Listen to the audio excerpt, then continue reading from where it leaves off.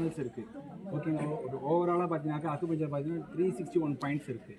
So நம்ம acupuncture வந்து எப்படி நம்ம டேரெக்டாக வந்து ட்ரீட்மெண்ட் கொடுப்போம் அப்படின்னாக்கா அவங்களுக்கு வந்து பல்ஸ் டயக்னோசிஸ் பண்ணி தான் நம்ம ட்ரீட்மெண்ட் கொடுப்போம். பல்ஸ் டயக்னோசிஸ் பண்ணுவோம். பார்த்தீங்கன்னா டங் டயக்னோசிஸ் பண்ணிட்டு தான் நம்ம ட்ரீட்மெண்ட் கொடுப்போம். அப்போ பல்ஸில் பார்த்தீங்கன்னாக்கா அவங்களுடைய வந்து டீப் பல்ஸு, சூப்பர்ஃபிஷியல் பல்ஸ் நம்ம செக் பண்ணுவோம். 12 பல்ஸை செக் பண்ணிவிட்டு அதுலேருந்து வந்து சி எனர்ஜி லெவல் வந்து வீக்காக இருக்கும். ஸோ அதுக்கான மூலப்பள்ளியை வந்து நம்ம ஸ்டிமுலேஷன் கொடுக்கும்போது அவங்களுடைய டிசீஸ் வந்து க்யூர் ஆகும்.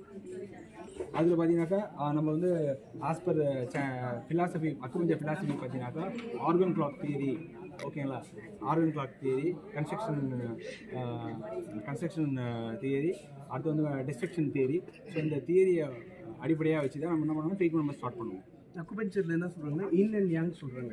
Negative energy and positive energy. அவங்க ஃபிசியாலஜி எப்படி இருக்குன்னா, ஃபிலாசபி எப்படி இருக்குன்னா, ஸோ நம்ம பாடியில் வந்து நல்லதும் நடக்கும், கெடுதலும் நடக்கும். கெடுதல் நடக்கிறது வந்து டிசீஸ், நல்லது நடக்கிறது வந்து ஹெல்த்து. ஸோ அவங்க என்ன பண்ணுறாங்கன்னா 12 channels, 12 channel main channel, 2 extra channels, அதுவும் மெயின் சேனல் 14 சேனல்ஸ்.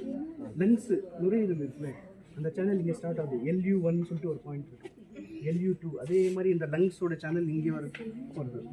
அதே மாதிரி பார்த்தீங்கன்னா ஸ்டமக் சேனல், வயிறோட சேனல் இங்கே வரும், ஸ்டமக் சேனல்.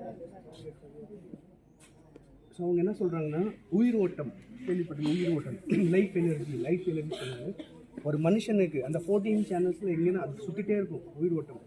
அவங்க ஃபிலாசபி எப்படின்னா, உயிர் ஓட்டம் எங்கேன்னா போய் நின்றுடுது, பிளாக் ஆகிடுது, கன்ஜெஷன் இருக்குதுன்னா அந்த நோய் வரும். ஃபார் எக்ஸாம்பிள் டிபி இருக்குன்னா லங்ஸ் சேனல் அவங்களுக்கு அடைப்பிடிச்சு. ஸோ அங்கே என்ன பண்ணாங்கன்னா அந்த சேனல் பர்ஃபெக்டாக அந்த பாயிண்ட், இப்போ இது பார்த்திங்கன்னா லார்ஜ் இன்டெஸ்டைன் 1 சொல்லுவாங்க, பெருங்குடல் இருக்குது, அதோட பாயிண்ட் கரெக்டாக அந்த பாயிண்ட் பார்த்தீங்கன்னா 11 சொல்லுவாங்க. இந்த LI11 பாயிண்ட் இது லார்ஜ் இன்டெஸ்டைன் பாயிண்ட். இது வந்து இம்யூன் பூஸ்டர் சொல்லுவாங்க, அனால்ஜிசிக் பாயிண்ட் கொடுக்கும், பெயின் ரிலீவிங் பாயிண்ட்ஸ்.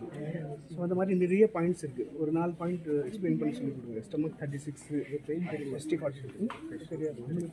ஆக்சுவலாக பார்த்தீங்கன்னாக்கா அனால்ஜிசிக் பாயிண்ட்ஸ் வந்து பார்த்தீங்கன்னா 2 இருக்குது.